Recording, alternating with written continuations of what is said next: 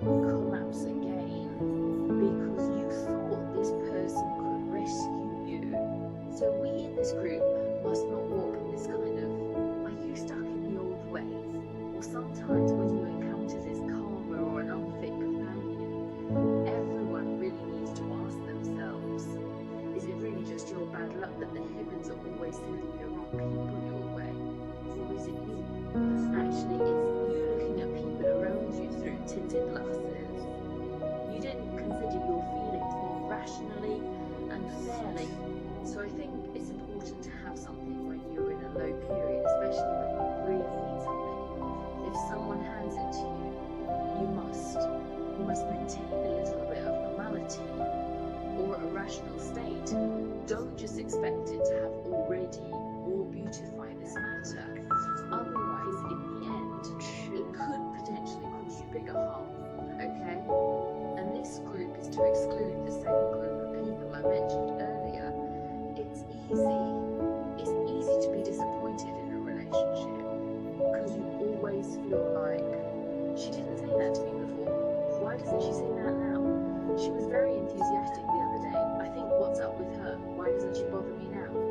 The second group may have raised this expectation high at the beginning, or once others show some good points, you may wonder if it is in full, so to speak. This is absolutely a very, very real thing. Then you can easily fall down. Okay, that's all for our second group. Now let's take a look at the last group. What kind of karma will appear in our last group?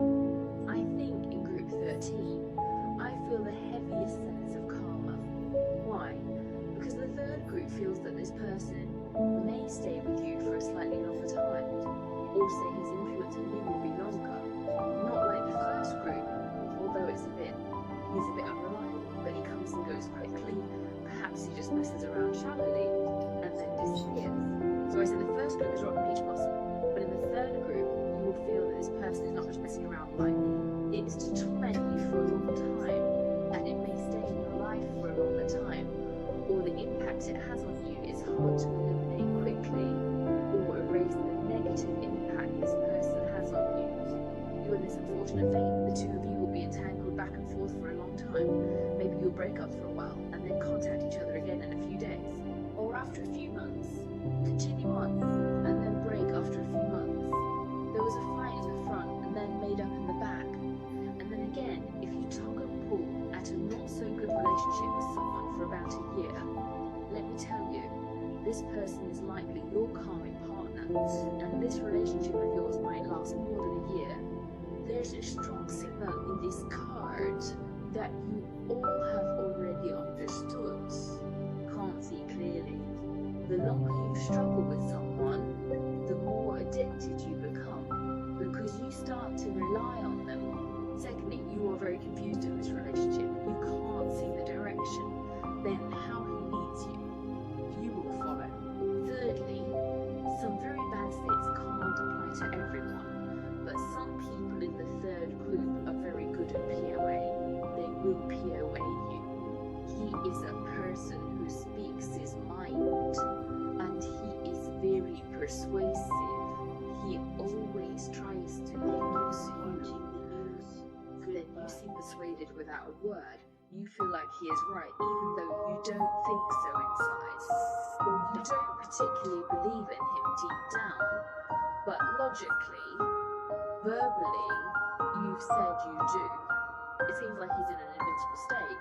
So you might think, well, okay then, you're right, I'll do my best. So if this kind of situation arises in this group, it's a big signal that this person is probably on the verge of destruction. You guys need to be a little. Still, it's important to maintain your own independent thinking and judgment, not to be led astray by others. This kind of opponent has a very strong opinion.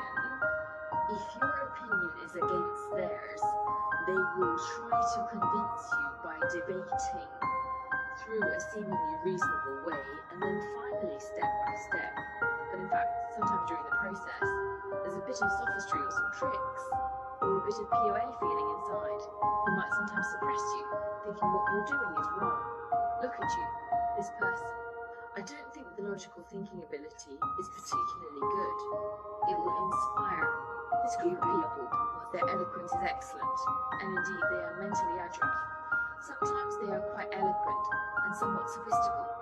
Then you can do nothing with him, and although he will verbally, on the one hand, to attack you, even a pair of attacks are fine, but indeed, he will make some sacrifices in the relationship. This is it. The hardest part is, if the other person is a complete bad guy, a person you completely hate, you actually can't let him go. But the key is, he slaps you and gives you a bath. He slaps you and gives you a bath. So you guys are always limited by this relationship.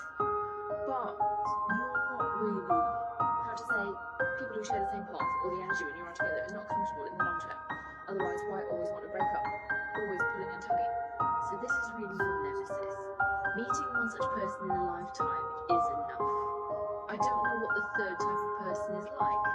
If you encounter your nemesis, try to avoid it as soon as possible. Don't rely on him like this. Be careful if you haven't encountered